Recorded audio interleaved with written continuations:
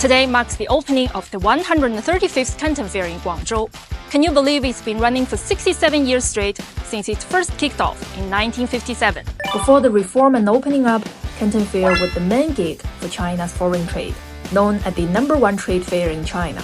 But fast forward to the 21st century, and China's been getting cozy with the international crowd, rolling out events like the China International Fair for Trade in Services, the China International Import Expo, and the China International Consumer Products Expo, making them the big four national trade shows alongside the Canton Fair. You may wonder, with its new kids on the block gaining momentum, does the Canton Fair still have its mojo? You bet it does. Let's check out the numbers for this year's fair. Over 28,600 companies are showcasing their goods for export, with 680 companies focusing on imports. And there are 93,000 buyers from 215 countries and regions who have already pre-registered. That's way more than previous years. And when it comes to foreign trade, Guangdong, the province where the fair is held, is like the heavyweight champ of China. In just the 2 months of this year, Guangdong's foreign trade volume hit a staggering 1.35 trillion yuan, with exports up almost 27% and imports up over 21%.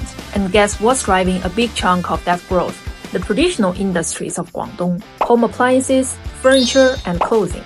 Guangdong is like the heavyweight champion of making and exporting home appliances. It's the biggest and most diverse hub for home appliance manufacturing in the world. Some of the biggest names in the game, think Midea, Gree, TCL, all hail from Guangdong.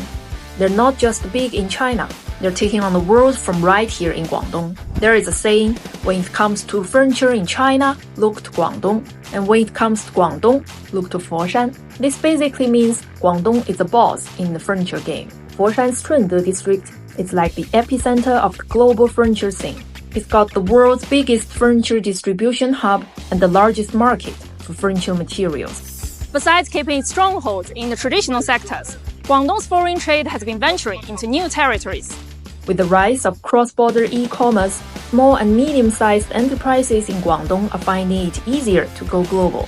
Fresh data just released showed that in the first quarter of this year, China's cross-border e-commerce trade hit a whopping 577.6 billion yuan, growing by 9.6%, and Guangdong alone has surpassed 200 billion yuan. In 2023, 5 out of the top 10 most downloaded shopping apps globally were from China, with Shein and Temu, both from Guangdong.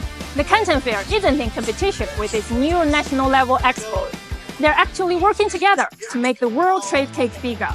China's fully integrated into the global scene now, and these expos are making it easier and more enticing for foreign businesses to set up shop in China.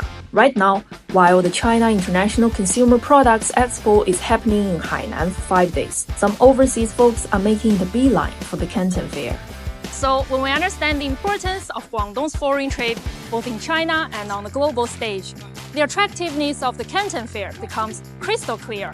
For nearly 70 years, the Canton Fair has been side by side with Guangdong's foreign trade, and is still radiating with new energy, proving that sometimes the oldies are still the goodies.